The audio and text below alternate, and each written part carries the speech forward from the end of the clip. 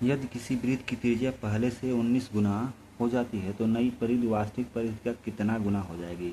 देखिए परिधि का फार्मूला जो होता है 2πr। अब देखिए इसमें एक ही आर है, मतलब 1 बार आ रहा है, तो इसका मतलब जो जितना गुना त्रिज्या बढ़ेगा उतना ही गुना हमारा परिधि भी बढ़ेगा, तो परिधि हमारा क्या हो जाएगा 19 गुना हो जाएगा।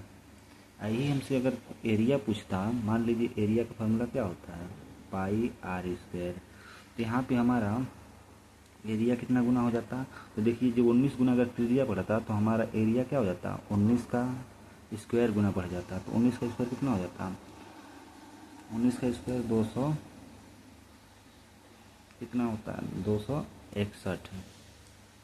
अब देखिए इसी प्रकार अगर हमें किसी चीज़ के आयतन पूछ लेता, मान लीजिए बेलन का आयतन पूछ लेता, बेलन का आयतन मान लीजिए कितना फार्मूला होता है 1/3, मान लीजिए बेलन का नहीं घन का आयतन पूछ लेता, घन का, तो घन का आयतन क्या होता है भुजा पर क्यू।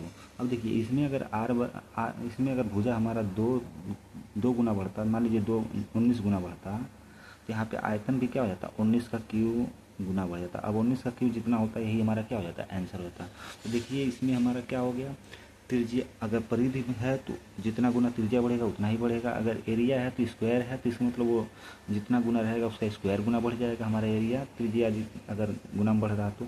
यदि उसका आयतन में देखें तो आयतन अगर मान लीजिए क्यूब में है, मतलब अगर घन की आयतन है तो एक क्यू है, तो अगर उसका भुजा 19 बढ़ रहा है तो उसका आयतन क्या होगा 19 पे 3 घात यानी घन गुना बढ़ जाएगा। इस प्रकार हमारा सवाल क्या होते हैं अक्सर पूछे जाते हैं। तो इसमें तो हमारा परिधि का केवल पूछा था, तो परिधि हमारा क्या हो जाएगा 19 गुना, क्योंकि एक आर है तो एक गुना, अगर स्क्वायर है तो स्क्वायर गुना बढ़ेगा, अगर क्यूब है तो क्यूब गुना बढ़ेगा।